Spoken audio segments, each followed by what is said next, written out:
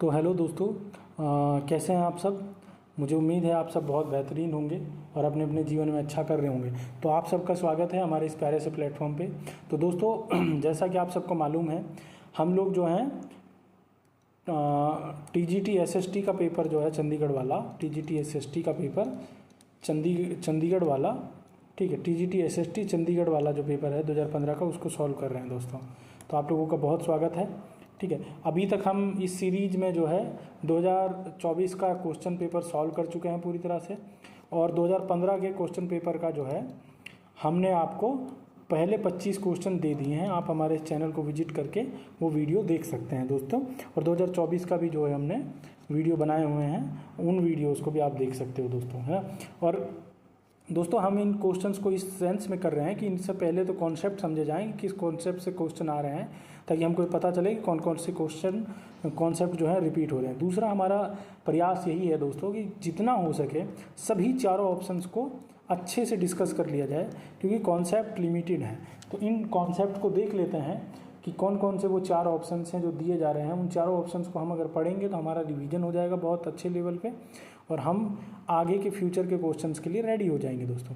तो दोस्तों बहुत ज़्यादा आप लोगों का समय ना लेते हुए मैं आप चाहूँगा कि आप लोग क्वेश्चन 26 देखें और अपना अपना आंसर जो है बताना शुरू करें कमेंट बॉक्स में। तो दोस्तों जैसा कि हम देख पा रहे हैं, हमारा क्वेश्चन 26 जो है वो पूछ रहा है कि what is the capital of Dadar and Nagar Haveli. तो दादर एंड नगर हवेली की कैपिटल बतानी है। ठीक है, तो अगर मैं बताऊं कि इसमें से कौन सा कॉन्सेप्ट आ रहा है, तो दोस्तों ये कॉन्सेप्ट है कौन सा, ये कॉन्सेप्ट है पॉलिटिकल ज्योग्राफी। और पॉलिटिकल ज्योग्राफी का भी यूनियन टेरिटरीज ऑफ इंडिया से पूछा हुआ है ये। तो ये पॉलिटिकल ज्योग्राफी है दोस्तों। ठीक है, पॉलिटिकल ज्योग्राफी, उसमें से भी यूटीज़ पूछे हुए हैं। ठीक है, यूटीज़ की कैपिटल पूछी हुई है। ठीक है दोस्तों, चलिए तो मैं आपको एक चीज़ बता देता हूँ। इस क्वेश्चन को सॉल्व करने से पहले एक हिंट दे देता हूँ। दादर नगर हवेली ये 2015 के संदर्भ में पूछ रहा है। अगर कोई नेट से सर्च भी कर रहा है तो मैं बता दूं कि 2015 के संदर्भ में पूछ रहा है, क्योंकि 2015 में ही ये पेपर हुआ था। तो दोस्तों आज के वक्त में अगर देखेंगे तो दादर नगर हवेली की जो राजधानी है वो दमन है। ठीक है, इसका कारण ये है कि 26 जनवरी 2020 को एक मर्जर हुआ दो कैपिटल्स के बीच में। दो यूटीज़ के बीच में कौन कौन सी यूटीज़ थी वो दो? एक तो थी Dadar and Nagar Haveli, DNDU। ठीक है, एक थी कौन सी बताओ? दमन एंड दीव, DND। इन दोनों को मर्ज करके एक यूटी बना दिया गया, और उस यूटी की जो कैपिटल बनी वो दमन बनी। ठीक है, तो अब आप हमसे पूछेंगे कि सिलवासा का क्या हुआ, क्योंकि 2015 में तो इसका आंसर बी है, यानी कि सिलवासा था 2015 तक तो दादर नगर हवेली की राजधानी। तो सिलवासा आज के दौर में एक डिस्ट्रिक्ट है दोस्तों, डिस्ट्रिक्ट का एक हेडक्वार्टर है। ठीक है, अगर मैं बात कर लूँ कि दिसपुर के बारे में अगर मैं आपको बताना शुरू करूँ, तो दोस्तों दिसपुर को आप सब जानते हैं कि दिसपुर असम की राजधानी है दोस्तों। ठीक है, समझ गए भाई? ठीक है, तो अगर शिलोंग की बात कर लूँ तो शिलोंग मेघालय की राजधानी है भाई, मेघालय की राजधानी है। और मेघालय, इस शिलोंग को जो है स्कॉटलैंड ऑफ ईस्ट भी कहा जाता है दोस्तों, स्कॉटलैंड ऑफ ईस्ट भी कहा जाता है। ये एक इम्पॉर्टेंट फैक्ट है। तो ये वो आपका क्वेश्चन नंबर 26 हमारी तरफ से कवर होता है। बाकी इसके साथ में ये पेपर मैं आप लोगों को दे दूंगा। ये पेपर आप कहाँ से उठा लेंगे? हमारे एक टेलीग्राम चैनल है, इस वीडियो के डिस्क्रिप्शन में उसका लिंक दिया हुआ है, वो आप ज्वाइन कर लीजिए। वहाँ पे आप एक बार लिख दीजिएगा कि आपको क्वेश्चन पेपर चाहिए, तो वैसे भी मैं शेयर कर दूंगा इस वीडियो के साथ में ही, जैसे इस वीडियो का लिंक भेज रहा हूँ, है ना दोस्तों। तो चलिए क्वेश्चन नंबर 27 देख लेते हैं। The important features of Himalayan river. अगर हिमालयन रिवर के इम्पोर्टेंट फीचर्स की मैं बात कर लूँ तो वो देख लेते हैं दोस्तों। तो एक एक करके पहले ऑप्शंस पे चल लें। ठीक है, they are rich in silt deposit. Hindi वालों को बता देना, वो गाद के निक्षेपों में समृद्ध थी। क्या हिमालयन रिवर्स में गाद होती है दोस्तों? बहुत ज़्यादा। ठीक है, बताइए क्या गाद होती है बहुत ज़्यादा? देखिए, अगर हिमालयन रिवर्स की बात की जाए तो हिमालयन रिवर्स का जो यंग फेज होता है, ठीक है, जो यंग होता है इनका, जिसमें ये युवा चरण इनका जो होता है, उसमें तो इरोजन के कारण सिल्टेशन होता है। इरोजन के कारण थोड़ा सा यूथ स्टेज में कुछ ना कुछ लोड लेके चल रही होती हैं। बट क्योंकि ये सिर्फ यूथ स्टेज पे है तो इसको हम सेकेंडरी कह सकते हैं दोस्तों। ठीक है, इसको सेकेंडरी कह सकते हैं हम कि ये सेकेंडरी एक फीचर है, इम्पोर्टेंट फीचर नहीं है। ठीक है, क्योंकि पूरे रिवर में नहीं लेके चल रहा है, इसको पूरे कोर्स में लेके नहीं चल रहा है। ठीक है, ठीक। अब ऑप्शन 2 देख लेते हैं दोस्तों, दे आर मेनली रेनफेड। तो क्या हिमालयन रिवर जो है वर्षा पे निर्भर है? ठीक है, क्या जो हिमालयन रिवर्स हैं वो वर्षा पे निर्भर करती हैं दोस्तों? बताइए। ये भी इनकरेक्ट है दोस्तों, ये भी इनकरेक्ट था। ये एक लेवल पे सही हो सकता है, बट देखते हैं इससे अगर बेहतर ऑप्शन मिलता है कि नहीं मिलता है। तो दे आर मेनली रेनफेड, क्या ये रेनफेड थी? ठीक है, नहीं, ये रेनफेड नहीं होती हैं। रेनफेड तो भाई पेनिनसुलर रिवर होती हैं, पेनिनसुलर रिवर्स होती हैं। पेनिनसुलर रिवर में कौन कौन सी रिवर आती हैं दोस्तों? ठीक है, इसमें आती है गोदावरी, ठीक है, गोदावरी आ जाती है, इसमें आ जाती है कावेरी, ठीक है, इसमें आएगी कावेरी आपकी। ठीक है, ठीक। They are perennial river of water, ये सही है, ये 12 मास बहने वाली एक रिवर है दोस्तों। ठीक है, ये इसका ऑप्शन सही है। तो इससे ज़्यादा बेहतर ये ऑप्शन क्लियर मैसेज दे रहा है। दी आर नेविगेबल, क्या ये नेविगेबल थी? नहीं, एकदम नेविगेबल नहीं है। क्यों नेविगेबल नहीं है? क्योंकि जो इनका फर्स्ट फेज होता है, यूथ फेज जिसको आप कह रहे हैं, उसमें या तो बहुत सारे झरने मिलेंगे आपको, ठीक है, या वो बहुत पथरीला होता है। ठीक है, तो वहाँ पे तो पॉसिबल नहीं है। जब ये मैदानी क्षेत्र में एंटर करती है तो कुछ पार्ट इनका जो है हमको नेविगेबल मिलता है। अदरवाइज तो या तो ये ग्लेशियर से ढकी हुई है, या तो ये ग्लेशियर से ढकी हुई है, या यहाँ पे बहुत पथरीला है, या फिर यहाँ पे झरने मिलते हैं हमको। और जो मैदानी पार्ट है वो बहुत लंबा चौड़ा इनका होता नहीं है, तो पर वो जो नेविगेबल होता है। तो ये भी एक पूर्ण मैसेज नहीं दे रहा है। तो इन सब में अगर हमको एक बेस्ट ऑप्शन चुनना हो तो वो थर्ड ऑप्शन होगा। क्यों? क्योंकि हिमालयन रिवर का सबसे बड़ा जो मतलब पॉजिटिव फीचर है या फिर इम्पोर्टेंट फीचर है वो यही है कि ये 12 मासी प्रवाह में रहने वाली नदियां हैं, यानी कि ये हमेशा बहने वाली पेरिनियल रिवर्स हैं। Because they are fed by both melting of glaciers at high altitudes and seasonal rainfall. ठीक है, जिसके कारण तो ये दोनों ही जगहों से इनको पानी मिलता है। कहाँ से? ग्लेशियर से भी और रेन से भी। ठीक है, रेन से भी। तो क्या हुआ, ये 12 महीने बह पाती हैं रिवर्स। ठीक है दोस्तों, देखिए इसमें 3 ऑप्शन सही हो सकते थे हमारा, ये भी सही था, हो सकता था, ये भी हो सकता था, बट बेस्ट ये है। और क्योंकि इसमें ऐसा दिया नहीं हुआ है कि 1 2 3 वाला नहीं दिया हुआ है, तो हम 3 ऑप्शन चूज करेंगे। चलिए क्वेश्चन 28 की तरफ आ जाते हैं दोस्तों। ठीक है, तो समझ आ रहा है इस मेथड में कोई दिक्कत समस्या? तो बताओ दोस्तों, इस मेथड में कोई दिक्कत समस्या तो तुरंत बताओ भाई। ठीक है, अब देख लेते हैं क्वेश्चन नंबर 28 अगर मैं क्वेश्चन की आप लोगों को बता दूं तो 28 कहाँ से पूछा गया है दोस्तों? 28 क्वेश्चन कहाँ से पूछा गया है?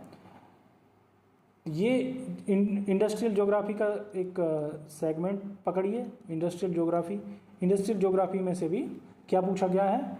मेजर मैन्युफैक्चरिंग हब पूछे गए हैं, मेजर मैन्युफैक्चरिंग, ठीक है, मैन्युफैक्चरिंग हब पूछा गया है दोस्तों। ठीक है, सॉरी, हब या क्लस्टर जो भी कह लो।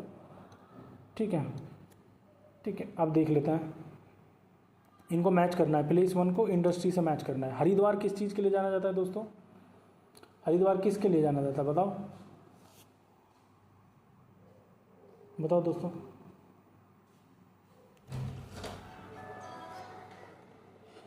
दोस्तों बताओ, हरिद्वार किसके लिए जाना जाता है? हरिद्वार जो है हैवी इलेक्ट्रिक इंडस्ट्री के लिए जाना जाता है, तो 1 का C हो जाएगा। ठीक है, ऋषिकेश किसके लिए जाना जा रहा है दोस्तों? ऋषिकेश जो है फार्मास्यूटिकल्स के लिए जाना जाता है, 2 का A हो गया। ठीक है, और कोरबा किस चीज़ के लिए जाना जाता है? कोरबा जो है एल्यूमिनियम के लिए जाना जाएगा, तो D हो गया। और भटिंडा किसके लिए जाना जा रहा है यार? भटिंडा जा रहा है फर्टिलाइजर्स के लिए, तो 4th का B हो गया। अब ढूंढ लो ये ऑप्शन। 1 का क्या है? 1 का C है। 2 का क्या है? 2 का क्या है दोस्तों? 2 का A है, यहाँ तक है इसमें। 3 का क्या है दोस्तों? 3 का 4, ये यहाँ पर रिजेक्ट हो गया। 1 का D ये रिजेक्ट हो गया। 3 ये ऑप्शन सही है। 1 का C, 2 का A, 3 का D। ठीक है, 3 का D, 4th का B, ये ऑप्शन सही है हमारा। तो हमारा इसका ऑप्शन 3rd हो गया दोस्तों। ठीक है, थोड़ा बता दूं दोस्तों, थोड़ा बता दूं। चलिए डिस्कस कर लेते हैं। अगर हरिद्वार की बात कर लें दोस्तों, तो हरिद्वार जो है हैवी इलेक्ट्रिक, भारी विद्युत वाली जो है, ठीक है, वो मैसिव मैन्युफैक्चर के लिए जाना जाता है। जैसे भारत हैवी इलेक्ट्रॉनिक्स भेल जो है उसका यहाँ पे एक प्लांट है, जो भेल जो है भारत हैवी इलेक्ट्रॉनिक्स लिमिटेड का विशाल संयंत्र यहाँ स्थित है भाई एक, ठीक है। अगर ऋषिकेश की बात कर लूँ मैं दोस्तों, ऋषिकेश जो है फार्मास्यूटिकल्स के लिए फेमस है, ठीक है। यहाँ पे पब्लिक सेक्टर यूनिट्स हैं कई सारी, जैसे कि IDPL है एक, IDPL से हमारा क्या तात्पर्य है, Indian drugs and pharmaceutical limited एक कंपनी है वो यहाँ पे है। अगर कोरबा की मैं बात कर लूँ दोस्तों, कोरबा की अगर मैं बात कर लूँ दोस्तों, तो यहाँ पे हमको Bharat aluminium company limited, Balco जैसी चीज़ें मिलती हैं, बाल्को, ठीक है, बाल्को, ठीक है। और छत्तीसगढ़, सॉरी एक सेकेंड, हाँ ठीक है, ये जो है बाल्को, ये सारी कोरबा जो है छत्तीसगढ़ में है। और आप सबको पता है कि छत्तीसगढ़ में लोकल बॉक्साइट और कोल डिपॉजिट्स बहुत ज़्यादा मिलते हैं। अगर भटिंडा की बात कर लूँ जो कि पंजाब में है दोस्तों, तो भटिंडा में क्या है, होम टू, ये एक लगभग से घर है, ठीक है, ये नेशनल फर्टिलाइजर लिमिटेड NFL का लगभग घर है दोस्तों, ठीक है। Home to national fertilizers limited NFL, a major chemical plant catering to the agriculture demands of the green revolution belt, ठीक है। NFL national fertilizer limited company यहाँ पे मिलती है हमको। क्लियर हो गया दोस्तों? चलिए 29 पे आ जाइए। Tom of Vasco D gamma is situated at, बताइए भाई, एकदम यूनिक क्वेश्चन है, ठीक है। कॉन्सेप्ट बता दूँ, कहाँ से पूछा गया है, मॉडर्न इंडियन हिस्ट्री से, यूरोपियन कॉलोनियल सेटलमेंट्स के बारे में पूछा गया, यूरोपियन कॉलोनियल सेटलमेंट, आधुनिक भारतीय इतिहास, यूरोपीय औपनिवेशिक बस्तियों के बारे में पूछा गया है दोस्तों, बताइए। तो वास्को डी गामा का जो टॉम है वो कहाँ सिचुएटेड है बताइए, क्या वो कोच्चि में है? बिल्कुल कोच्चि में है दोस्तों, पहले ऑप्शन पे भी आएंगे, ठीक है, वो कोच्चि में है दोस्तों। वास्को डी गामा जो है वो 1524 में कोचीन में उनका देहांत हो जाता है दोस्तों, मर जाते हैं कोचीन में, ठीक है। जो किस दौरान मरते हैं, उनका वो थर्ड वियोज जो होता है इंडिया के लिए, उसके दौरान वो मर जाते हैं, ठीक है, उनका देहांत हो जाता है दोस्तों, ठीक है। वो जो पहले उनको जो है ना सेंट फ्रांसिस चर्च था एक कोच्चि में, उसमें उनको दफनाया गया था, पर बाद में उनको जो है पुर्तगाल ले जा गया। तो क्या नाम था इसका, Saint Francis church in Kochi Calcutta, Kochi fort, ठीक है, इन केरला। बाद में हालांकि उनको लिस्बन पुर्तगाल ले जाया गया, ले जाया गया भाई दोस्तों, ठीक है। ये इनका पूरा हिस्ट्री है दोस्तों, ठीक है। अच्छा चलो अभी एक ऑप्शन बता देता हूँ, चित्तौड़गढ़ में कुछ मिल रहा है क्या?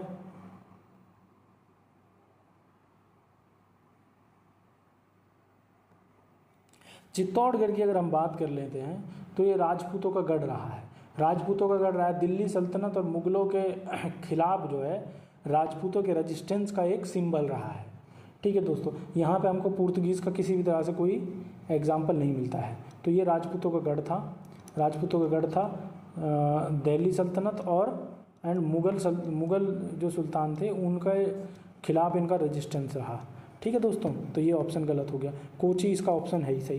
कोयम्बटूर तमिलनाडु की अगर मैं बात कर लूँ दोस्तों, ठीक है, ये एक आइलैंड है जो इंडस्ट्रियल हब है, मैनचेस्टर ऑफ साउथ इंडिया कहा जाता है इसको, कोयम्बटूर को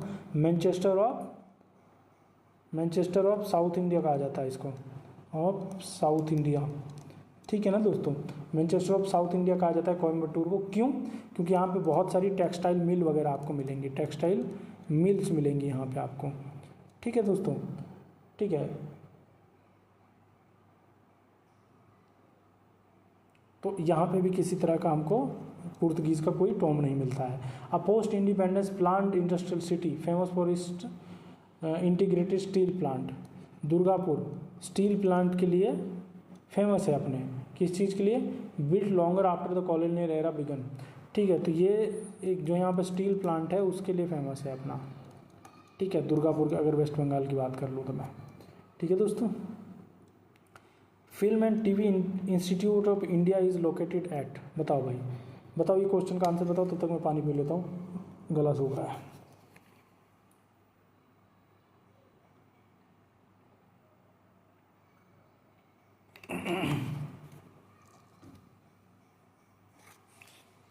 film and TV institute of India is located at, बताओ भाई।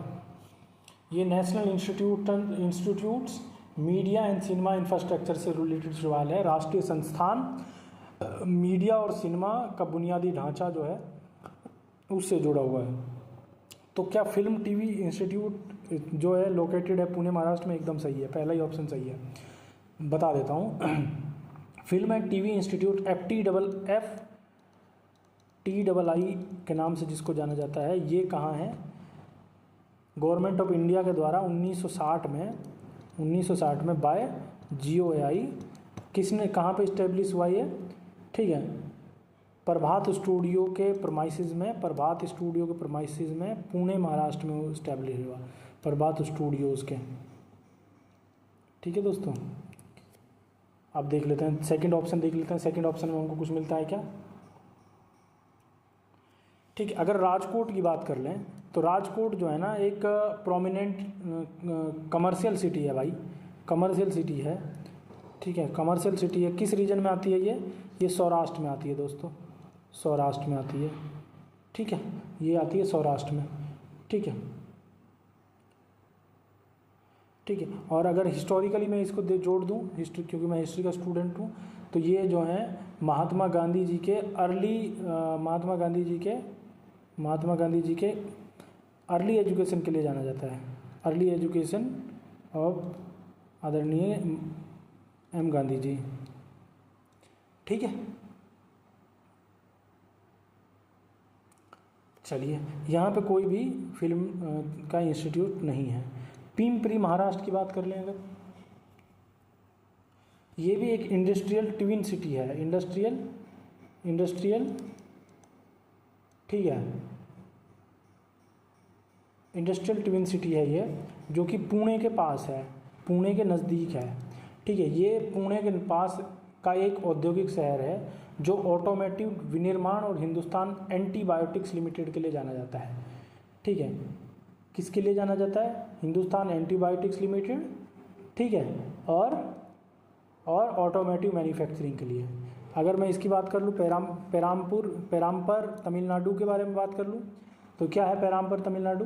ये एक नेबरहुड सिटी है चेन्नई के लिए, जो ग्लोबली फेमस है किसके लिए? इंटीग्रेटेड कोच फैक्ट्री के लिए, ICF के लिए फेमस है दोस्तों। ये जो रेलवे के स्टूडेंट हैं सब जानते होंगे। ICF चेन्नई का एक इलाका जो इंटीग्रल कोच फैक्ट्री ICF के लिए विश्व प्रसिद्ध है, जहाँ रेलवे कोच बनाए जाते हैं। ठीक है दोस्तों, ICF के लिए फेमस है।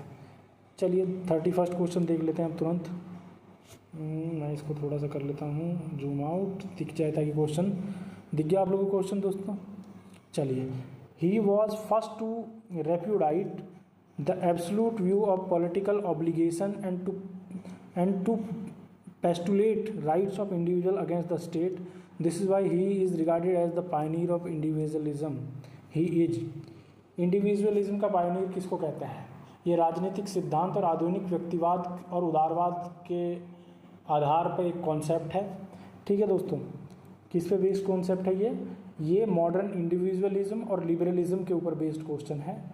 ठीक है, राजनीतिक सिद्धांत, आधुनिक व्यक्तिवाद और उदारवाद के आधार पर एक क्वेश्चन है।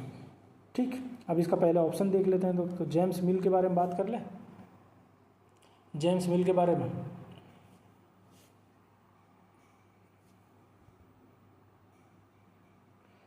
जेम्स मिल वो व्यक्ति हैं जिन्होंने इंडिविजुअल लिबर्टी को डिफाइन किया है दोस्तों, इंडिविजुअल लिबर्टी को डिफाइन किया है।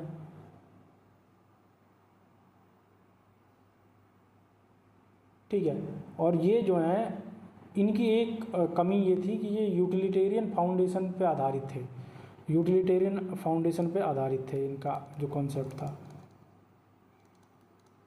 ठीक है, ये 19वीं 19वीं सदी के एक फिलोसफर हुए, जिनका 19वीं सदी के एक दार्शनिक हुए जिन्होंने व्यक्तिगत स्वतंत्रता का पुरजोर समर्थन किया, ठीक है। लेकिन उन्होंने शुरुआती व्यक्तिवाद के स्थापित होने के काफ़ी बाद उपयोगितावाद नींव पर काम किया था। तो यानी कि ये बाद का कॉन्सेप्ट है, ठीक है। तो क्या एडम स्मिथ थे? तो क्या एडम स्मिथ थे? इनको पायनियर कहा जाता है किसका? इनको पायनियर कहा जाता है किसका दोस्तों? शास्त्रीय राजनीतिक अर्थव्यवस्था के प्रणेता कहा जाता है जिन्होंने इनविजिबल हैंड की बात की है। इन्होंने इनविजिबल हैंड की बात की है दोस्तों। इसका हिंदी मत पूछ लेना मेरे भाइयों, मैं भाग जाऊंगा नहीं तो, ठीक है। अस्पृश्य हैंड कुछ होता है इसका, अस्पृश्य हाथ की जैसा कुछ होता है, देख लेना भाई, है ना, ठीक है।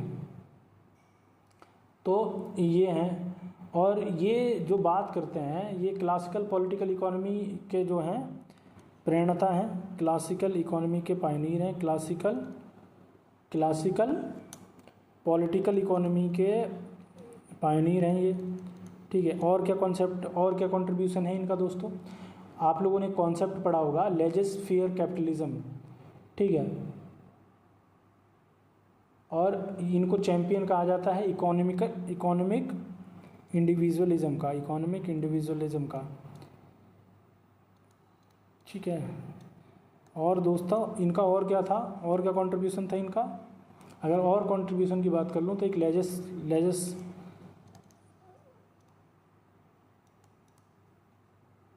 लेजर फेयर कैपिटलिज्म का कॉन्सेप्ट दिया इन्होंने, ठीक है। कब दिया?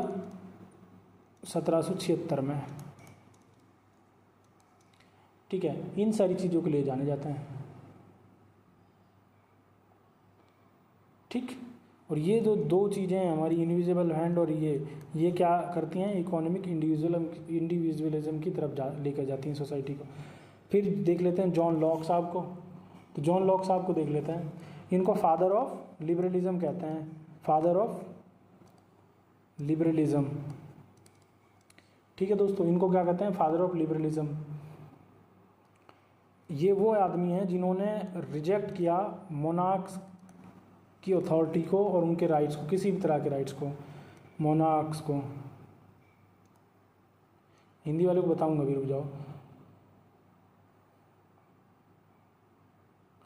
तो इनका मानना था कि इंडिविजुअल जो है वो ये जो राइट हैं यहाँ पे, राइट टू लाइफ और क्या? राइट टू लाइफ, लिबर्टी, ठीक है, लिबर्टी और क्या हो सकता है? प्रॉपर्टी।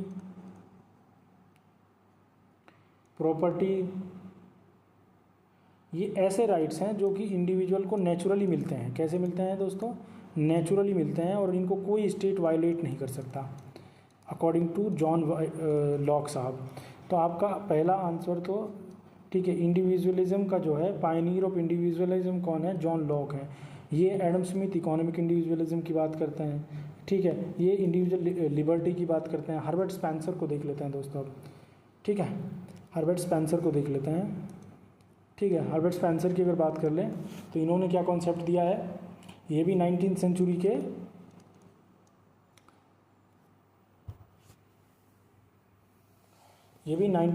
के एक सोशल थ्योरिस्ट हैं दोस्तों, एक सोशल थ्योरिस्ट,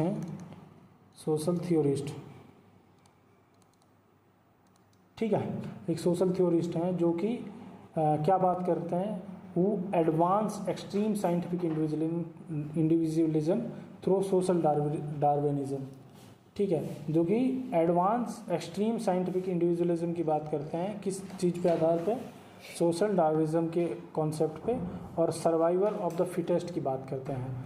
19वीं सदी के सामाजिक सिद्धांतकर्ता थे जिन्होंने सामाजिक डार्विनवाद और योग्यतात्मक और उत्तरजीविता के माध्यम से चरम वैज्ञानिक व्यक्तिवाद को आगे बढ़ाया। तो ये किस चीज़ को आगे बढ़ा रहे हैं? एक वर्ड में बोल दूं तो साइंटिफिक इंडिविजुअलिज्म को आगे बढ़ा रहे हैं दोस्तों, साइंटिफिक इंडिविजुअलिज्म को आगे बढ़ा रहे हैं। सॉरी, ये नहीं, ये साइंटिफिक इंडिविजुअलिज्म को आगे बढ़ा रहे हैं।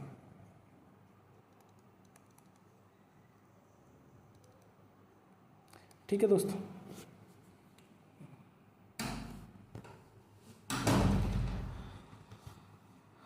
ठीक है, तो इसका आंसर हमारा जॉन लॉक था। आगे बढ़ूं? चलिए आगे बढ़ जाते हैं। 32 क्वेश्चन देख लेते हैं दोस्तों। ऑथर्स दिए हुए हैं और उनकी कुछ बुक्स दी हुई हैं दोस्तों। तो कॉन्सेप्ट अगर पूछ लूँ तो पॉलिटिकल साइंस लिटरेचर और क्लासिकल एकेडमिक थियरीज इसको पूछा हुआ है। राजनीतिक विज्ञान, साहित्य और शास्त्रीय शैक्षणिक ग्रंथ पूछे हुए हैं दोस्तों। चलिए मिला लेते हैं इसको, मिला लें इसको दोस्तों। तो J.F. गार्नर की जो बुक है वो पॉलिटिकल साइंस एंड गवर्नमेंट है। ढूंढो अब कहाँ है political science and government. J.F. Garner की जो है पॉलिटिकल साइंस एंड गवर्नमेंट, यानी कि वन का फर्स्ट का बी हो गया। रॉबर्ट डेल की अगर मैं बात कर लूँ तो रॉबर्ट डेल की जो बुक है वो मॉडर्न पॉलिटिकल एनालिसिस है। ढूंढो कहाँ है मॉडर्न पॉलिटिकल एनालिसिस, ये रहा सी। तो 2 का सी हो गया दोस्तों। 2 का सी इसमें नहीं है, 2 का सी इसमें नहीं है, 2 का सी इसमें नहीं है, तो आंसर मिल गया हमको यहीं पे 1 का बी।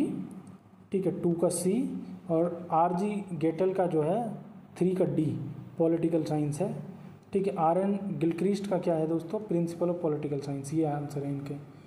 ठीक है, ठीक है दोस्तों, मिल गया, 4th आंसर है। ठीक है, अब थोड़ा सा मैं कोशिश करता हूँ कुछ और ऐड ऑन कर दूँ आप लोगों के लिए। ठीक है,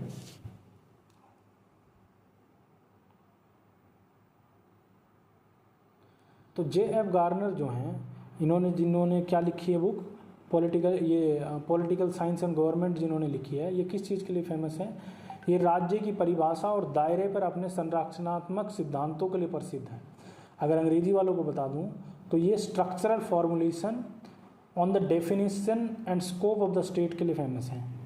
ठीक है दोस्तों, ठीक है, ये राज्य की परिभाषा और दायरे पर अपनी संरचनात्मक सिद्धांतों के लिए प्रसिद्ध है।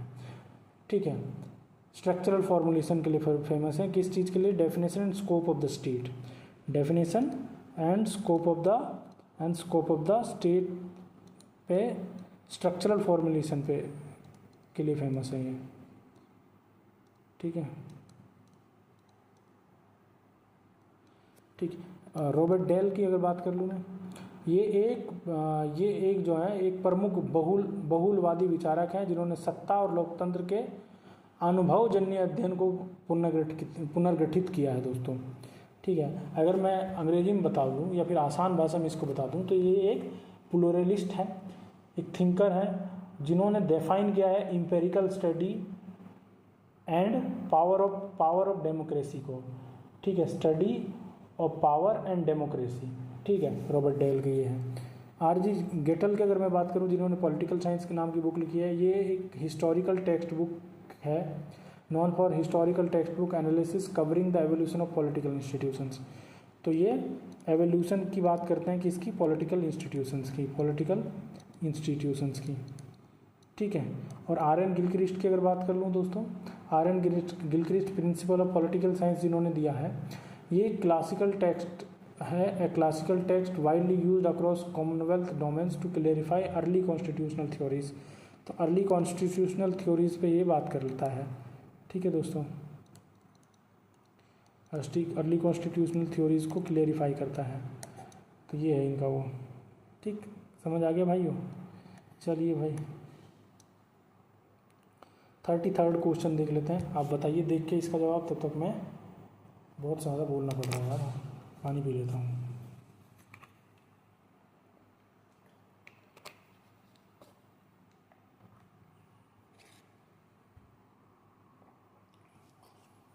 ये क्या कह रहा है question? Territory is an essential element of state because most importantly it. तो ये कॉन्सेप्ट क्या है? राज्य के सिद्धांत हैं, राज्य की अनिवार्य तत्वों के ऊपर आप लोगों को चर्चा करनी है यहाँ पे, ये कॉन्सेप्ट है। तो चलो एक एक ऑप्शन देख लेते हैं फिर। Provides a place for people to live. Territory is an essential element of state because it importantly provides a place for people to live. क्या इसलिए?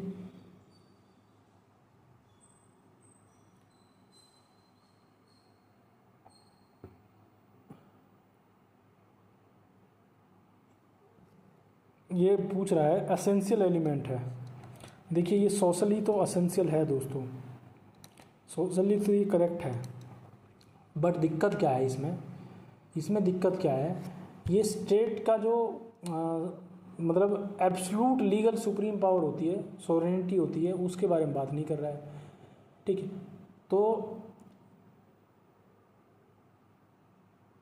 तो ये क्या है, clearly demarcated geographical area over which it's jurisdiction holds exclusive. ठीक है, तो राजनीतिक रूप से एक राज्य एक निश्चित स्पष्ट रूप से सीमांक, अरे यार रुक जाओ, सॉरी, ठीक है गलती हो रही है, ये सही है, सोशली सही है। ठीक है, जैसा मैं बता रहा था ये सोशली सही है यार, ये ना थ्योरेटिकल एस्पेक्ट हमेशा उलझा हुआ सा होता है। ठीक है, तो ये एक जनरल हैबिटेट की बात करता है, सही बात है। ठीक है, ज्योग्राफिकल होम है, सही बात है, but unique legal political requirement नहीं है एक स्टेट के बसाने के लिए, तो इसलिए ये गलत है। ठीक है, अब आया समझ में दोस्तों।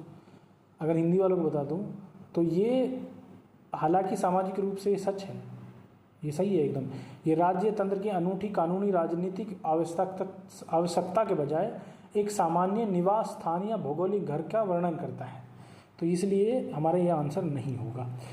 Is an object of sentimental attachment for people. ठीक है, लोगों के लिए भावनात्मक लगाव की एक वस्तु है। ये नेशनलिज्म की बात तो करता है दोस्तों, इट डिस्क्राइब नेशनलिज्म, ये नेशनलिज्म की बात तो कर देता है। ठीक है, ये जो कॉन्सेप्ट है वो फादरलैंड मदरलैंड उससे जोड़ देता है हमको, nation rather than legal structure for state की बात कर देता है। ठीक है, पर ये भी एक लीगल वो नहीं है, और हम यहाँ पे पॉलिटिकल साइंस पढ़ रहे हैं अभी।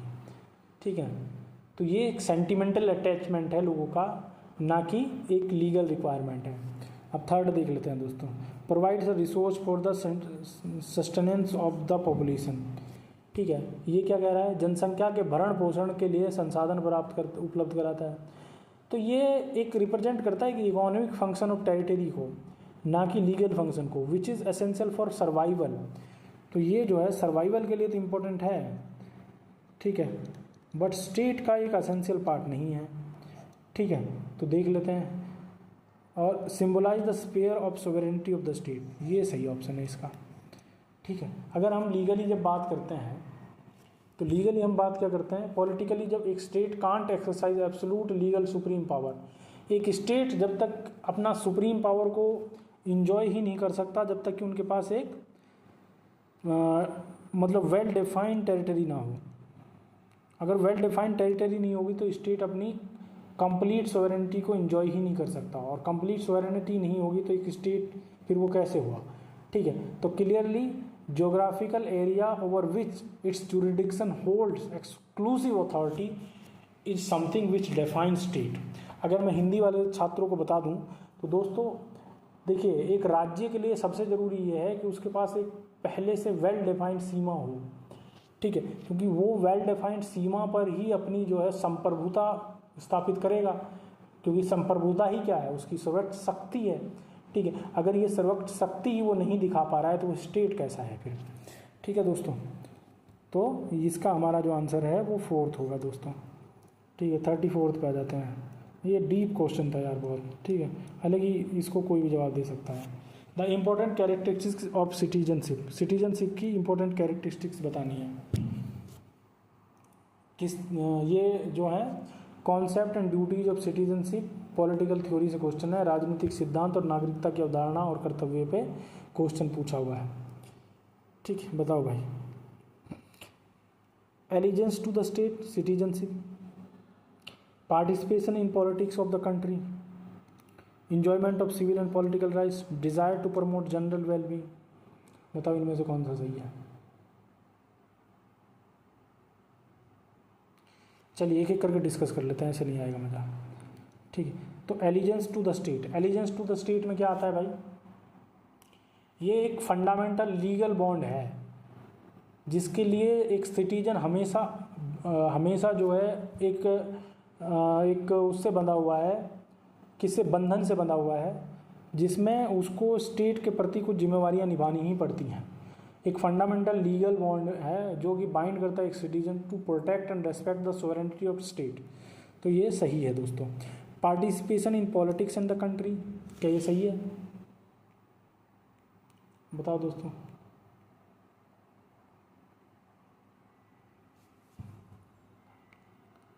बताओ।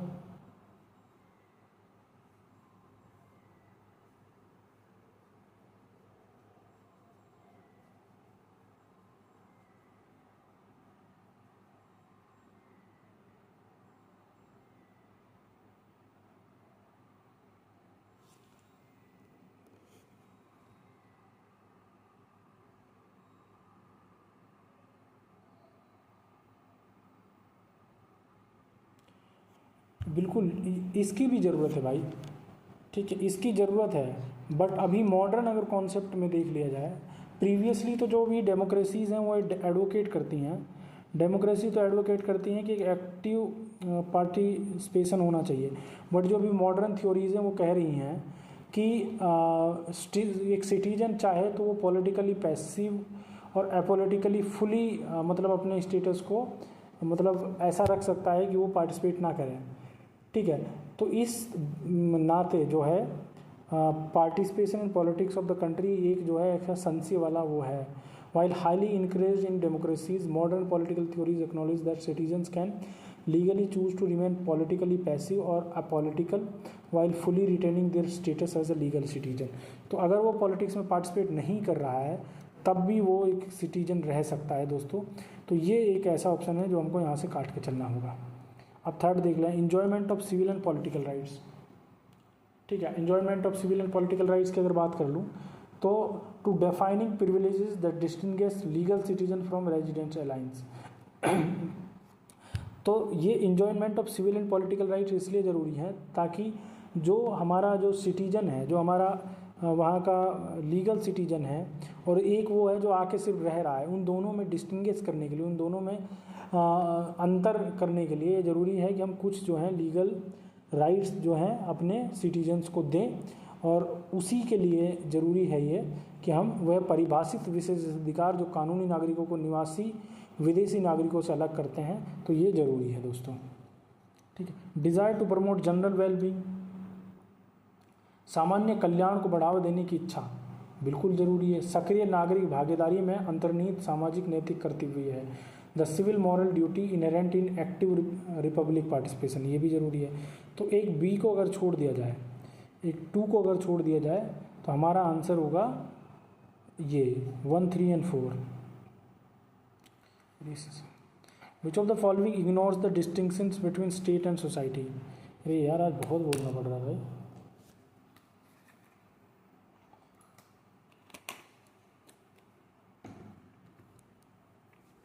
अच्छा पेपर बना रखा भाई, कॉन्सेप्ट बेस्ड, ठीक है दोस्तों।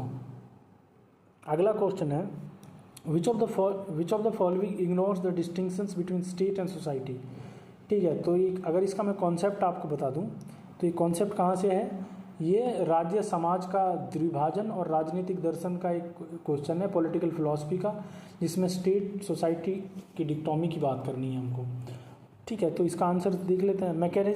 Mechanistic view of the state, ये क्या होता है दोस्तों? राज्य का यांत्रिक दृष्टिकरण क्या होता है? ये इस थॉट के अकॉर्डिंग, इस व्यू के अकॉर्डिंग एक स्टेट को जो है एक आर्टिफिशियल इंस्ट्रूमेंट के तौर पे देखा जाता है, एक आर्टिफिशियल इंस्ट्रूमेंट के तौर पे देखा जाता है, एक मशीन के तौर पे देखा जाता है, जिसमें एक कॉन्ट्रैक्ट जो है एक इंडिविजुअल्स के बीच में कॉन्ट्रैक्ट बनाया जाता है, किस चीज़ के लिए? To sharp the conceptual distinction between society and the state apparatus, ठीक है। तो राज्य को व्यक्तियों के बीच अनुबंध द्वारा बनाए गए एक कृत्रिम उपकरण या मशीन मानता है जो समाज और राज्य के बीच एक स्पष्ट अंतर बनाए रखता है। तो क्या ये सही है? तो क्या ये सही है? Which of the following ignores the distinction, ignore करता है, जो वो बताना इग्नोर, ये तो डिस्टिंक्शन बना रहा है, तो ये तो सही है, तो ये तो सही है। चलिए, organic theory of the state क्या बात करता है भाई? सेकंड ऑप्शन देख लेते हैं, हालांकि ये ऑप्शन सही है, पहले ही बता दूं क्यों सही है, ये बता देता हूँ। तो ये क्या कहता है, ये स्टेट एक ऐसे लिविंग ऑर्गेनिज्म के तौर पे स्टेट को देखता है जिसमें इंडिविजुअल जो है वो इंटरडिपेंडेंट है, जैसे कि सेल डिपेंडेंट होते हैं। It merges the political structure state and the social framework society into a single unified body ignoring and formal distinction between them. तो ये क्या करता है, इंडिविजुअल को एक सेल की तरह बता रहा है और स्टेट को एक बॉडी की तरह बता रहा है, तो दोनों को एक यूनिट बता रहा है, तो इसमें जो है वो डिस्टिंक्शन की बात जो है वो ख़त्म हो जाती है, तो इसलिए सही है।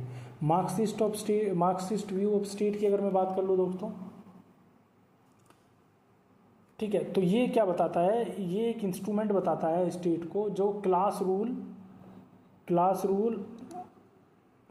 रूल और ऑपरेसिव, ठीक है, ऑपरेशन जो होता है समाज का, क्लास का, उसको मैनेज करने का एक यूनिट है बाय द इकोनॉमिक एलिट्स, ठीक है, drawing A clear distinction between the economic base of society and the political structure of the state. तो ये भी पूरी तरह से डिफ्रेंशिएट करता है। नन ऑफ दीज को तो क्या ये एक्सप्लेन करना है। तो ये एक यूनिट है जो कि ऑर्गेनिक थ्योरी ऑफ स्टेट जो है वो स्टेट को एक बॉडी बताता है, एक यूनिफाइड बॉडी बता देता है इंडिविजुअल और स्टेट को, ठीक है। Which of the following theory is the one oppose to the theory of natural rights. Theory of natural rights, theory of rights, critique of natural rights के ऊपर एक क्वेश्चन है, अगर कॉन्सेप्ट की बात कर लो। चलिए ठीक है, एक एक करके। लीगल थ्योरी ऑफ राइट्स, क्या ये सही आंसर है दोस्तों? बिल्कुल सही आंसर है, यही सही आंसर है आप लोगों का। क्या कह रहा है, which of the following theory is the one oppose to the theory of natural rights. वो थ्योरी बताइए जो नेचुरल राइट्स को अपोज करती है, तो लीगल थ्योरी ऑफ राइट्स की बात है, क्योंकि नेचुरल राइट्स क्या है, जो प्रकृति ने उनको नियम दिए हैं। लीगल राइट्स क्या बात करता है, जो कि लीगली उनको मिला है। Promoted by thinkers like Jeremy Bentham and John Austin. तो जॉन एस्टिन और जेरमी बेंथम जैसे थिंकर्स के द्वारा ये थ्योरी जो है प्रमोट की गई है। किनके द्वारा दोस्तों? जेरमी बेंथम प्लस जॉन एस्टिन, इन लोगों के द्वारा ये थ्योरी प्रोपगेट की गई है। ये थ्योरी किस चीज़ की बात करती है? The theory directly opposes natural rights. कैसे? It claim that rights are created solely by the state through law. तो ये कहता है राइट्स जो हैं किसके द्वारा बनाए गए हैं? स्टेट के द्वारा थ्रू लॉ। किस तरह से? थ्रू लॉ के द्वारा। तो और नेचुरल का मैंने बता दिया, completely objecting the idea of pre existing natural और इनहेरेंट ह्यूमन राइट्स। तो ये जो नेचुरल राइट्स हैं वो क्या बात करते हैं कि प्री एग्जिस्ट करते हैं राइट्स, वो नेचुरली क्रिएट हो रहे हैं, जो कि ह्यूमन को एज ए ह्यूमन राइट मिल रहे हैं। ठीक है दोस्तों, क्लियर हो गया। अब पर्सनैलिटी थ्योरी ऑफ राइट्स की बात कर लें। पर्सनैलिटी थ्योरी ऑफ राइट्स की बात कर लेते हैं।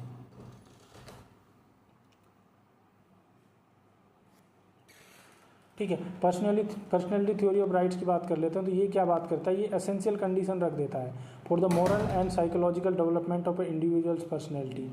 ठीक है, जो कि आइडियलिस्टिक फिलॉसफीज़ की बात करता है। ये दावा करता है, बता देता हूँ, ये दावा करता है कि अधिकार किसी व्यक्ति के व्यक्तित्व के नैतिक और मनोवैज्ञानिक विकास के लिए आवश्यक शर्त है। ठीक है, तो पर्सनैलिटी थ्योरी को आप जोड़ सकते हैं। इसको याद करने का एक ट्रिक यह है कि इसको आप इस तरह से जोड़िए कि पर्सनैलिटी थ्योरी मतलब पर्सनल डेवलपमेंट की बात करता है। और पर्सनल डेवलपमेंट कब होगा?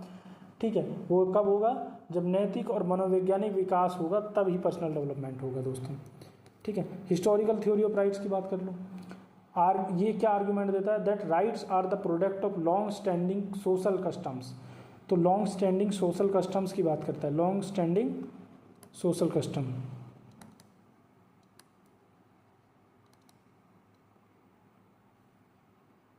सोशल कस्टम्स की बात करता है और ये बताता है कि वहीं से राइट्स आते हैं। And tradition that have evolved over generation rather than sudden legal engagement. तो ये बताता है कि जो ह्यूमन राइट्स हैं, जो राइट्स हैं हमारे सोसाइटी में, वो इवॉल्व हुए हैं, ना कि एक दिन में पैदा हो गए हैं कहीं से। ठीक है दोस्तों, चलिए अगला क्वेश्चन देख लें। Social expediency theory of rights. अधिकारों का सामाजिक औचित्य सिद्धांत क्या है? ये maintains that rights are conditional token. तो ये क्या कहते हैं? Rights are conditional token. Rights को कंडीशनल टोकन बताता है। ये कैसे, अभी समझाता हूँ। ठीक है यार, बहुत डीप घुसना पड़ रहा है ना। राइट्स आर कंडीशनल टोकन, ठीक है, granted to individuals because they promote the general utility, welfare and happiness of collective society. तो ये तभी समाज में लोगों को मिलते हैं अगर वो समाज जो है, वो लोग जो है, इंडिविजुअल जो है, वो जनरल यूटिलिटी को प्रमोट करता है, वेलफेयर को प्रमोट करता है, हैप्पीनेस को, सोसाइटी की हैप्पीनेस को प्रमोट करता है, तभी उनको मिलते हैं दोस्तों। ठीक है, अरे कितना समय हो गया है, चलिए अभी है हमारे पास समय। ठीक है, आई थिंक इसको 50 तक करेंगे आज हम। चलिए ठीक है, क्वेश्चन नंबर 37 पे आ जाते हैं दोस्तों। The concept of positive law. Positive law के कॉन्सेप्ट के बारे में बात कर लेते हैं। पॉजिटिव लॉ किसके क्या कॉन्सेप्ट है इसका देख लेते हैं। अच्छा, इसका क्वेश्चन अगर इसका मैं कॉन्सेप्ट बता दूं तो कहाँ से लिया गया है? कानूनी अवधारणाओं के विकास से लिया गया है ये, यानी कि इवोल्यूशन ऑफ लीगल कॉन्सेप्ट। देख रहे हैं, Greek in origin. Concept of positive law कहाँ से लिया गया है बताओ? क्या ये ग्रीक है ऑरिजिन से अपने?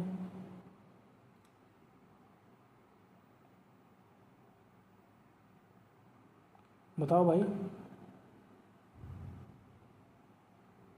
क्या है कॉन्सेप्ट ऑफ पॉजिटिव लॉ?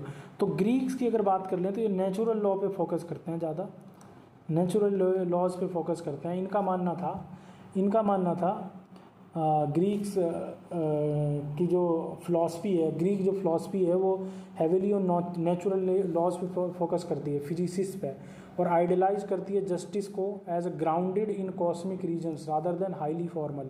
तो वो फॉर्मल ना मानते हुए कॉस्मिक रीजनिंग जो है उसमें ही मानती है, और कॉडिफाई कर देती है structures of positive statutory command जो है उसमें इनको कॉडिफाई करके रखती है, किसको? राइट्स को। ठीक है, तो अगर लैटिन की बात कर लें तो क्या इसका लैटिन ओरिजिन था? तो ये तो नहीं है दोस्तों। लैटिन ओरिजिन था क्या? ठीक है, क्या लैटिन ओरिजिन था? देखिए, लिंग्विस्टिक टर्म्स की अगर बात करें तो वेस्टर्न जूरिस्डिक्शन आर लैटिन है। लैटिन, अगर इस शब्द की बात कर लें तो ये लैटिन है। Historical and structure concept of positive law as an institutional system originate from the functional legal architecture of the Roman state, making option. ठीक है, तो अगर मैं इसके जन्म की बात कर लूँ, इस पॉजिटिव लॉ के शब्द के जन्म की बात कर लूँ तो वो लैटिन है, बट इसमें एक फ्लो है। क्या फ्लो है? क्या फ्लो है दोस्तों? क्या फ्लो है? अगर इनकी संस्थागत प्रणाली को देखा जाए तो वो सकारात्मक कानून को ऐतिहासिक अवधारणा रोमन राज्य के कानूनी ढांचे से उत्पन्न हुआ मानती है। ठीक है, तो जो लैटिन है। अच्छा, अभी आ जाते हैं आगे। ठीक है, जैपनीज़ ओरिजिन की बात करें, जैपनीज़ ओरिजिन क्या है? तो completely unrelated to the classical roots of western positive law. तो ये तो हो ही नहीं सकता वेस्टर्न पॉजिटिव लॉज की अगर बात हो रही है तो। ठीक है, तो इसका भी कट हो गया, ये भी कट हो गया। रोमन इन ऑरिजिन की बात कर लेते हैं। अब इस पे कॉन्सेप्ट मैं इस पे आपको एक्सप्लेन करता हूँ। ठीक है, तो ये क्या कहते हैं रोमन इन, उसमें ऑरिजिन में कैसा है ये? सिस्टमेटिक क्लासिफिकेशन की बात करता है। कौन? रोमन जो फिलॉसफी है वो सिस्टमेटिक क्लासिफिकेशन की बात करता है पॉजिटिव लॉज की। तो सिस्टमेटिक क्लासिफिकेशन अगर किसी का दिया है पॉजिटिव लॉज ने जो सिविले में, तो वो कौन देता है?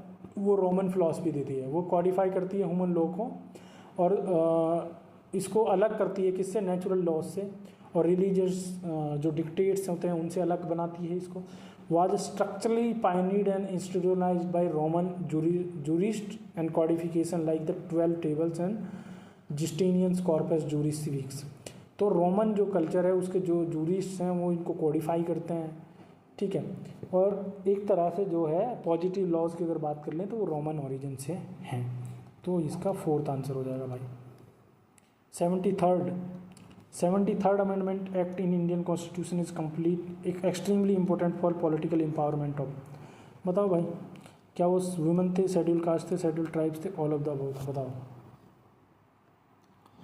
अगर इस कॉन्सेप्ट की बात कर लूँ तो 73rd amendment local self government से लिया गया है कॉन्सेप्ट है, और ये जो है डिसेंट्रलाइजेशन ऑफ पावर की बात करता है। ठीक है, चलिए डिस्कस कर लेते हैं एक को। वीमेन की अगर बात कर लें तो मैंने आपको बता दिया कि ये जो कानून है 73rd अमेंडमेंट जो है 1992 में आता है। 73rd अमेंडमेंट 1992 में। ठीक है, ये क्या कॉन्सेप्ट लेके है? ये जो है पंचायती राज को, PRI सिस्टम को इंस्टीट्यूशनलाइज कर देता है। ठीक है, और एम्पावर करता है मार्जिनलाइज सेक्शंस को through mandatory seat for reserve, और वीमेंस को भी। तो इसमें वीमेन को कितना दिया? 33% सीट वीमेंस को रिजर्व की गई है इसमें। ठीक है, across all tears of local governance. ठीक है, अगर शेड्यूल कास्ट की बात कर लूँ तो शेड्यूल कास्ट की अगर बात कर लूँ, ठीक है, तो मैंडेटरी सीट को रिजर्व करता है, ठीक है, जितनी भी उनकी पॉपुलेशन है उस पॉपुलेशन के प्रोपोर्शन में with in the panchayat area. तो आप देखते होंगे कि हर 10-15 साल में आपकी जो सीट है वो शेड्यूल कास्ट की हो जाती है, ठीक है, वो एससी कैटेगरी में आ जाती है। तो वो इसीलिए होती है क्योंकि ये रिजर्व की गई है पीआरआई के अंतर्गत, ठीक है। और शेड्यूल ट्राइब्स की अगर बात कर दूँ तो शेड्यूल ट्राइब्स के लिए क्या दिया गया है इसमें, ठीक है, तो ये गारंटी देता है, रिजर्व करता है proportionate to their demographic strength systemically transferring political agency. तो जहाँ जहाँ पे एसटीज़ हैं, जैसे बिहार के जो वाल्मीकि नगर के जो क्षेत्र होंगे, या फिर आप राजस्थान देखेंगे, आप मेघालय देखेंगे, नॉर्थ ईस्ट देखेंगे, तो यहाँ पे आप पाएंगे कि एसटीज़ के लिए भी एक particular amount of seat reserve होती हैं। तो ऑल ऑफ द अबव, तो 73rd अमेंडमेंट एक्ट 1992 में जो आया वो पीआरआईज को लेके वो सभी को बेनिफिट करता है। तो इसमें पूछा गया extremely important for the political empowerment of, तो इन सभी के लिए, वीमेंस के लिए भी है, शेड्यूल कास्ट के लिए भी, शेड्यूल ट्राइब्स के लिए। तो इसका आंसर हमारा ऑल ऑफ द अबव हो जाएगा दोस्तों। 39वां क्वेश्चन देख लेते हैं। 39, which of the following is not a qualification for elected as the president of India. Simple question है दोस्तों, बताना है कि भारत का राष्ट्रपति बनने के लिए, ठीक है, भारत का राष्ट्रपति बनने के लिए क्या ज़रूरी नहीं है, सॉरी क्या क्वालिफिकेशन नहीं होनी चाहिए, हाँ नॉट पूछा है, not a qualification for elected as the president of India. बताइए, चलिए एक एक करके डिसाइड कर लेते हैं। ये तो ज़रूरी है भाई, सिटीजन ऑफ इंडिया होना जरूर चाहिए। Membership of upper house of the union legislator बिल्कुल ज़रूरी नहीं है। ये कहाँ जो राष्ट्रपति होता है वो किसी राष्ट्रपति का तो इनडायरेक्ट इलेक्शन होता है ना भाई, ठीक है, जिसको सांसद और विधायक लोग मिलकर चुनते हैं, ठीक है। तो ये तो upper house of union legislator का पार्ट नहीं होता है। एज ऑफ 35 होनी चाहिए क्या इसकी एज, क्या इनकी एज 35 होनी चाहिए क्या, ठीक है। मिनिमम एज जो थ्रेश होल्ड है वो 35 होना चाहिए, ये भी सही है। Qualification for election as member of lower house of union legislature, ठीक है। ये क्या कह रहा है, क्या इनकी जो क्वालिफिकेशन है केंद्रीय विधायिकी के निचले सदन के सदस्य के रूप में चुनाए जाने के बराबर होनी चाहिए। एक अनिवार्य शर्त है जो ये सुनिश्चित करते हैं कि उम्मीदवार लोकप्रिय सदन लोकसभा में लोकतांत्रिक वैधता रखता हो, ठीक है। ये बिल्कुल ज़रूरी है कि कम से कम उनकी इतनी तो वो हो, ठीक है। तो ये 3 सही हैं, एक गलत है। सिटीजन सही सिर्फ हुई है, ये तो ईजी था यार, आप लोग मार सकते थे इसको। तो इसका 2 आंसर है। क्यों है 2 आंसर, अगर मैं एक्सप्लेन कर दूं दोस्तों, चलिए क्यों बता देता हूँ कि क्यों है 2 आंसर। इसलिए है 2 आंसर दोस्तों, देखिए according to article 58 of Indian constitution, ठीक है, एक individual doesn't need to be a member of Rajya Sabha, तो उनको जो है राज्यसभा का मेंबर होने की ज़रूरत नहीं है, ठीक है, अपर हाउस और to run the president. Instead requirement is that they must be qualified the election of member of the Lok Sabha lower house, therefore this statement is incorrect. तो मैंने आपको जैसा बताया कि वो लोअर हाउस की जो क्वालिफिकेशन है वो सिर्फ होनी चाहिए, राज्यसभा का या किसी भी लोकसभा का जो है मेंबर हो वो ज़रूरी नहीं है, ठीक है। 40th क्वेश्चन देख लेते हैं दोस्तों।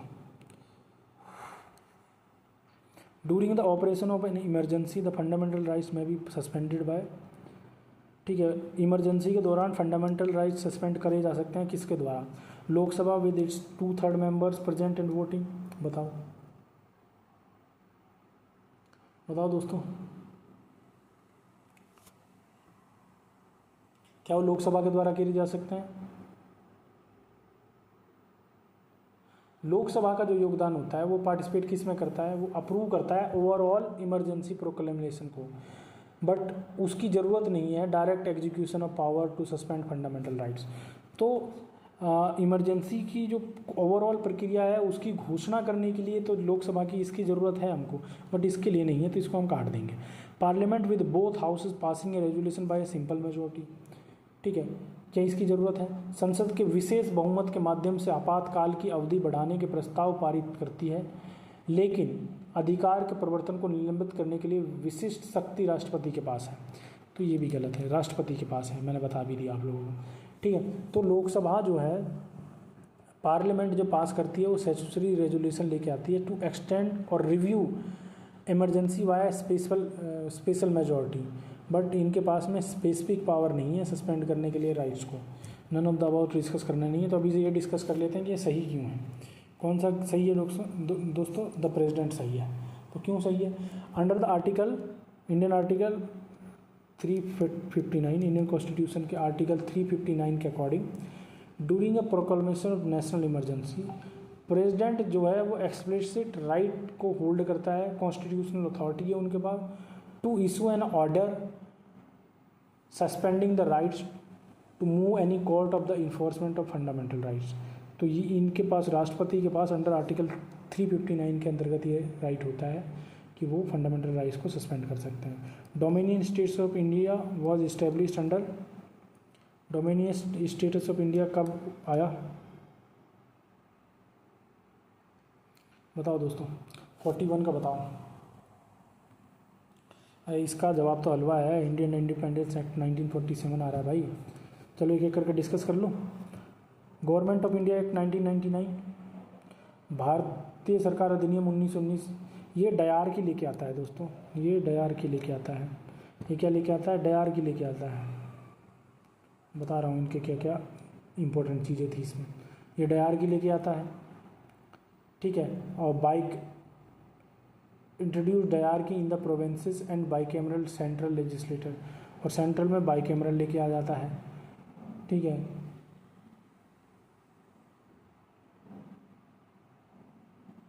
ठीक है दोस्तों,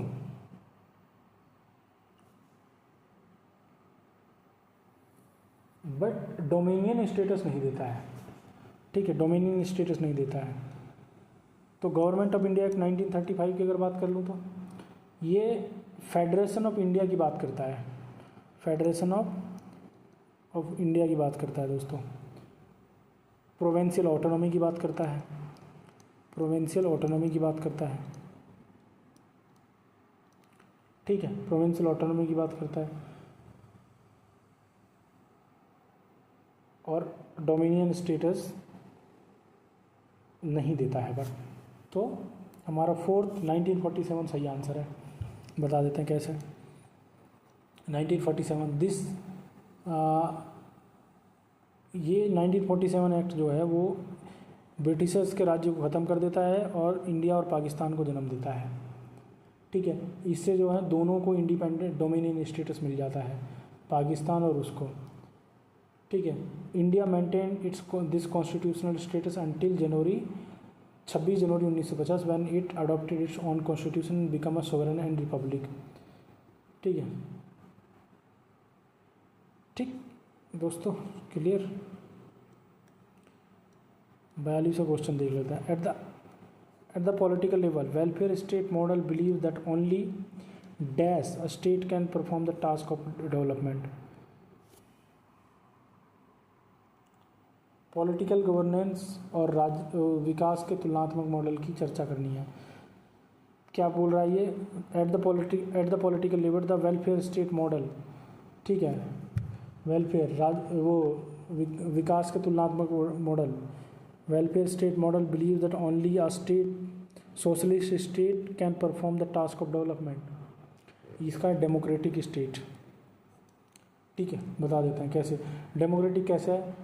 एक क्लासिकल वेलफेयर स्टेट मॉडल है जो कंबाइन करता है डेमोक्रेटिक पॉलिटिकल सिस्टम को और कॉम्पिटिटिव कैपिटलिस्ट इकोनॉमीज़ को, ठीक है। ये स्टेट को state funded social safety needs के नेट बनाता है और इंश्योर करता है सोशल इकोनॉमिक डेवलपमेंट को, ठीक है, और इंडिविजुअल लिबर्टीज़ को प्रोटेक्ट करता है। तो जो डेमोक्रेटिक हमारा लोकतांत्रिक सिद्धांत है वो कल्याणकारी राज्य मॉडल और व्यक्तिगत स्वतंत्रता की रक्षा करते हुए सामाजिक आर्थिक विकास सुनिश्चित करता है, ठीक है। और लोकतांत्रिक राजनीतिक व्यवस्था प्रतिस्पर्धी पूंजीवादी अर्थव्यवस्था और राज्य वित्तपोषित सामाजिक सुरक्षा तंत्र को जोड़ देता है, ठीक है। तो ये एक ही काम करता है, वो डेमोक्रेटिक करता है।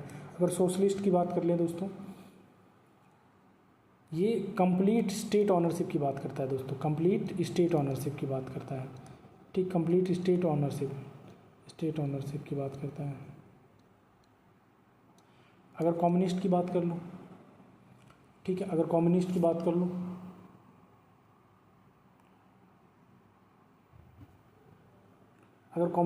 कर लूँ, ये सिंगल पार्टी स्टेट की बात करता है, सिंगल पार्टी रूल की बात करता है, और बात करता है कि सब कुछ स्टेट के द्वारा किया जाना चाहिए। ठीक है, जितनी भी इकॉनमी है उसका टोटल कमांड जो है स्टेट के पास होना चाहिए। विच completely reject the open political process seen in democratic welfare state. ठीक है, और प्लूरलिस्ट की बात कर लें, ये एक एनालिसिस करता है describing power distribution among multiple competing interest groups rather than core institutional form of government. ठीक है, तो ये जो है बहुत सारे लोगों में, बहुलवादी जो है बहुत सारे लोगों में पावर को बांटने पे के बारे में बात करता है, ना कि किसी एक ग्रुप को सत्ता देने की। ठीक है दोस्तों, ठीक है। The word coalition is derived from the Latin word coalitus which means, Latin word coalitus, जो कोएलिशन है वो लैटिन वर्ड कोएलिटस से लिया गया है। कोएलिटस का क्या मतलब है वही बताना है। 43rd क्वेश्चन है ये।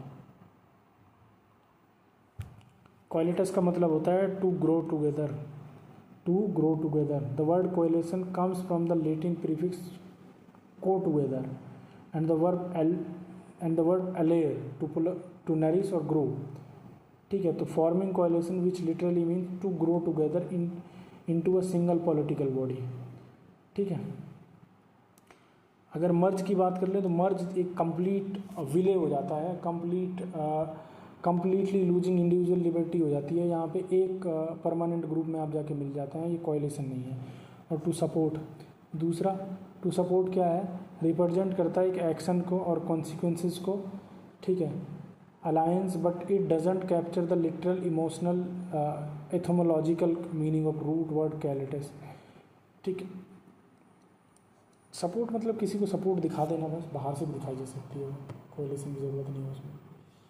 ठीक है, 44th देख लेते हैं दोस्तों। 44th की अगर मैं बात कर लूँ दोस्तों, जुरिडिक्शंस में be called as a subdivision of political science because, jurisdiction में be called as a subdivision of a political science. बताओ कैसे? अंतविषय राजनीतिक विश्लेषण की बात है ये, देख लेते हैं। Both bear the same roots, क्या बोथ बियर सेम रूट है? क्या दोनों एक जैसी बात करते हैं? क्या दोनों एक जैसी बात करते हैं? क्या दोनों के रूट एक हैं? हालांकि दोनों स्टडी करते हैं पावर एंड रूल्स को, बट समय के साथ में इवॉल्व हुए, और एकेडमिक लीनेजेस जो हैं वो पॉलिटिकली फोकस करते हैं पावर स्ट्रक्चर पे, गवर्नेंस पे और जुरिडिक्शंस पे, और जुरिस्प्रूडेंस जो है वो फोकस करती है लीगल फिलॉसफी पे। ठीक है, ठीक है दोस्तों। तो पॉलिटिकल क्या है? पॉलिटिकल फोकस करती है किस पे? गवर्नेंस पे, पावर स्ट्रक्चर पे। और जो ये जुरिस्प्रूडेंस है, ठीक है, ये किस पे फोकस करती है दोस्तों? ये फोकस करती है लीगल फिलॉसफी पे। तो ये नहीं हो सकता। It is the state which create and maintain the condition of law. ये सही है। कैसे सही है बता देता हूँ।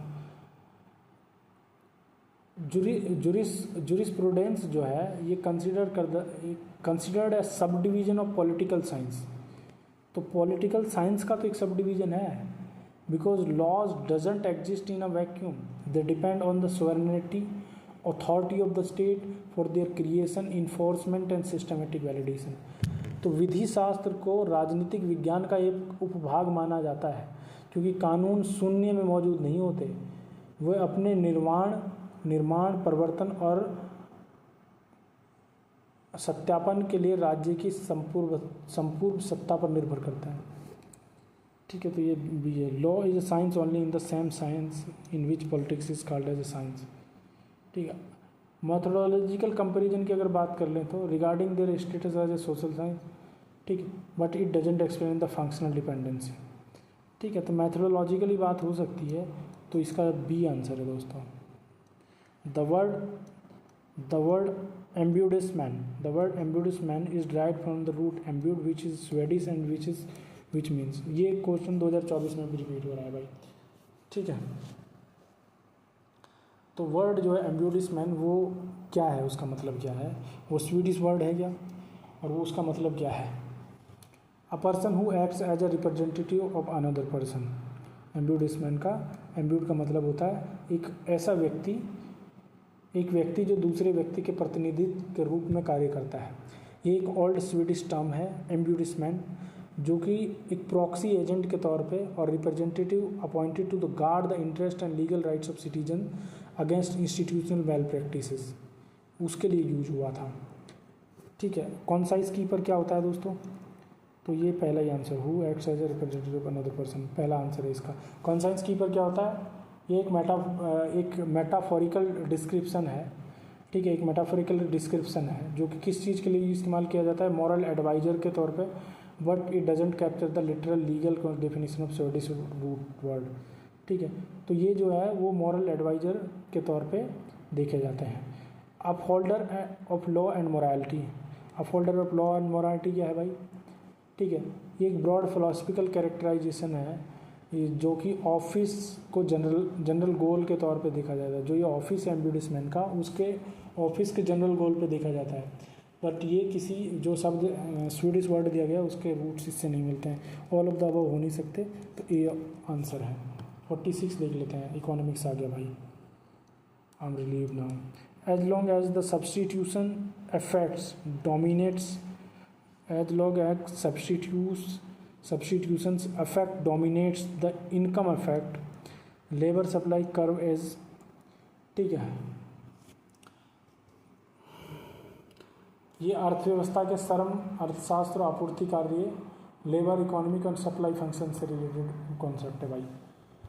ठीक है, तो देख लेते हैं पहला कॉन्सेप्ट, नेगेटिवली स्लॉप्ड है क्या, as long as substitution effects dominates, जो सब्सटीट्यूशन अफेक्ट है वो डोमिनेट करता है, the income effect the labour supply curve is, तो लेबर सप्लाई कर्व कैसा रहता है, जब तक इनकम अफेक्ट कर्व को सब्सटीट्यूशन अफेक्ट कर्व डोमिनेट करता है तो लेबर सप्लाई क्या होगा, क्या वो नेगेटिवली स्लोप करेगा,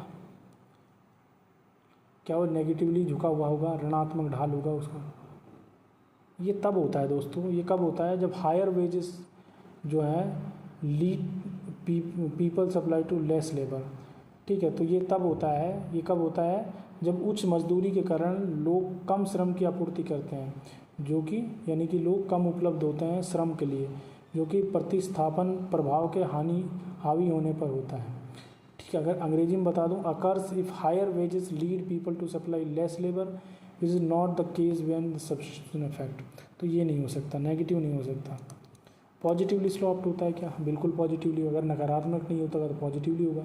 ये तब होता है जब हायर वेजेस हो जाते हैं, ठीक है, और जिसके कारण जो है ये कब होता है, वैन वेज जो है वो राइज कर जाते हैं, वह जो लोगों की मेहनताना है वो राइज कर जाता है, उससे वो बढ़ जाता है, तो substitution effect increases workers to work more.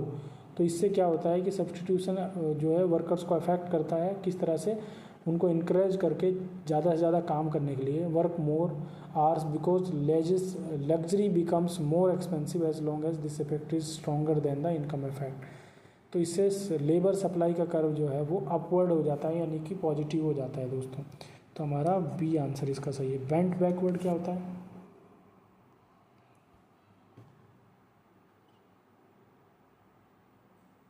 तो ये तब होता है जब इनकम अफेक्ट जो है ना वो स्ट्रॉन्गर हो जाता है, इनकम अफेक्ट जो है स्ट्रॉन्गर हो जाता है रादर देन, ठीक है, रादर देन सब्स्टिट्यूट इफेक्ट, तो ये तब होता है।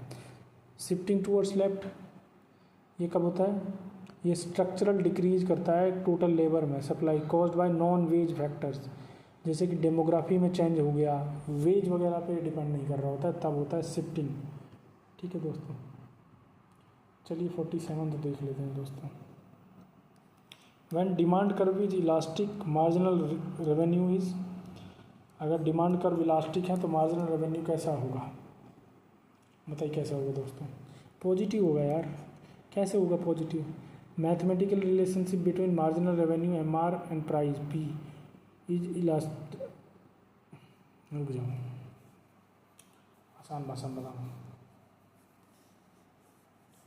तो ये क्या कह रहा है कि जब डिमांड इज इलास्टिक, जब डिमांड जो है इलास्टिक होती है, the value inside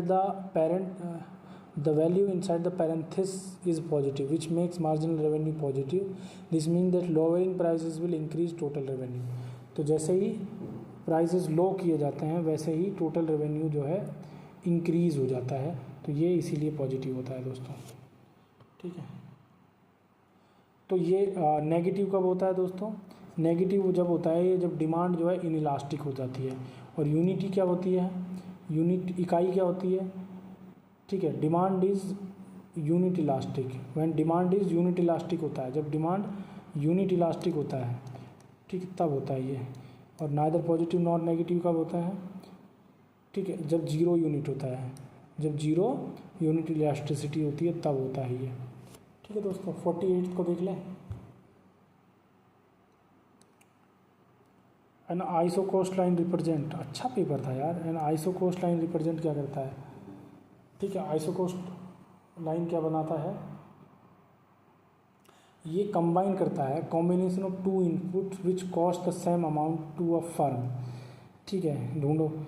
combination of two input which yields the same amount of output, नहीं। Two input which yields varying output about, नहीं है। विच कॉस्ट डिफरेंट अमाउंट्स, नहीं। Which cost the same amount, ये fourth answer है इसका दोस्तों। ठीक है,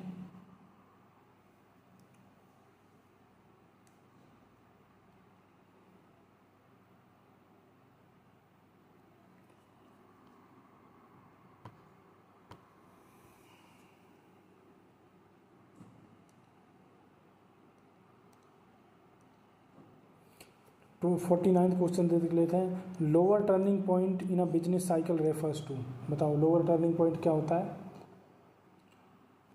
ये एक रिकवरी होती है। कैसे होती है recovery? The lowest point of business cycle is called trough. तो लोएस्ट पॉइंट क्या होता है? ट्रो होता है। ठीक है, trough begins to grow again. तो ट्रो पे आने के बाद the turning point right after the trough where economic activity stops declining and begins to grow again is known as the recovery phase. तो जब ये टर्निंग पे इस पे पहुंच गया तो यहाँ के बाद में जो हो रहा होगा वो रिकवरी कहलाएगा। इसीलिए इसको वो कहते हैं, ये लोअर टर्निंग पॉइंट को कहते हैं business cycle refer as recovery. ठीक है, सुधार। Where economic activity stops declining and begins to grow again is known as the recovery phase. Recession किसको कहते हैं? मंदी किसको कहते हैं दोस्तों? रिसेशन किसको कहते हैं? मंदी। ये एक डाउनवर्ड फेज होता है। डाउनवर्ड फेज होता है जब एम्प्लॉयमेंट, आउटपुट और इनकम सब लोग जो हैं decline and income following a peak. ठीक है, जब सारी चीज़ें वो होती हैं डिक्लाइनिंग फेज में चल रही होती हैं तो रिसेशन होता है। एक्सपेंशन क्या होता है दोस्तों? ये अपवर्ड फेज होता है when economic indicators rise straightly toward a new peak occurring after initial recovery phase. Downstream गिरावट क्या होता है? एक ब्रॉड टर्म है जो कवर्स करता है बोथ इनिशियल स्लोडाउन और कॉन्ट्रैक्शन फेज ऑफ इकोनॉमी। ठीक है, 50th क्वेश्चन देख लेते हैं। नीशियन माइक्रो इकोनॉमिक्स पे क्वेश्चन है। नीस जनरल थ्योरी इन्वेस्टमेंट, भाई Keynes general theory investment and savings and saving investment and savings are both to equality primarily through changes in, बताओ भाई, नेशनल इनकम। नेशनल इनकम ढूंढ लो, ये रहा सी। कैसे? इन ये जो नीशियन थ्योरी है, जनरल थ्योरी है, वो saving and investment are brought into equilibrium primarily through changes in the overall level of national income rather than adjustment in rate of investment. When planned investment exceed planned savings, income rises which automatically increases savings। इसका मतलब क्या है? इसका मतलब है कि John नीस की जो सिद्धांत है उसमें बचत और निवेश मुख्य रूप से राष्ट्रीय आय के समग्र स्तर में बदलाव के माध्यम से संतुलन में आते हैं। जब निवेश बचत से अधिक होता है तो आय बढ़ती है, जिससे बचत भी तब तक बढ़ती है जब तक कि दोनों बराबर ना हो जाएं। रेट ऑफ इंटरेस्ट क्या होता है? रेट ऑफ इंटरेस्ट जो है एडजस्ट करता है to balance savings and investment. Savings और इन्वेस्टमेंट पे डायरेक्ट इफेक्ट पड़ता है किसका? रेट ऑफ इंटरेस्ट का। नीस जो है इसको रिजेक्ट कर देते हैं। वो आर्ग्यू करते हैं interest rate is instead determining by liquidity preference and money supply. Income velocity of money क्या होता है दोस्तों? ये की कॉन्सेप्ट है classical quantity theory of money का। जिसको Keynesian analysis treat as a variable factor rather than a primary mechanism. Level of prices क्या होती है, इसको नीशन गुड्स मार्केट में the price level changes in response to aggregate demand condition but it is the adjustment in real output and national income that primarily restore equilibrium in Keynesian goods market. तो दोस्तों इस तरह से हमारे 50 सवाल हो जाते हैं। ठीक है, आज का जो क्लास था थोड़ा टफ रहा। ठीक है, क्योंकि भाई ये बहुत टफ क्वेश्चंस थे, मतलब अच्छी डिस्कशंस इसके लिए चाहिए थी। ठीक है, तो दोस्तों आगे के बचे हुए क्वेश्चंस हम अगले वीडियो में लेके आएंगे। आज बहुत बोलना पड़ा, मैं बहुत थक गया हूँ। आप लोग हमारे इस चैनल के साथ जुड़ जाइए, 2024 वाला भी पेपर देखिए। ठीक है, और हमारे टेलीग्राम पे वो भी ज्वाइन कर लीजिए दोस्तों। ठीक है, और मैं आप लोगों से वादा करता हूँ कि आप लोगों को चंडीगढ़ के सभी पेपर्स पीजीटी टीजीटी दोनों की तैयारी कराऊंगा दोस्तों। तो अभी के लिए बहुत धन्यवाद आप लोगों का हमारे साथ जुड़ने के लिए। अपना ध्यान रखिए। Have a good day guys.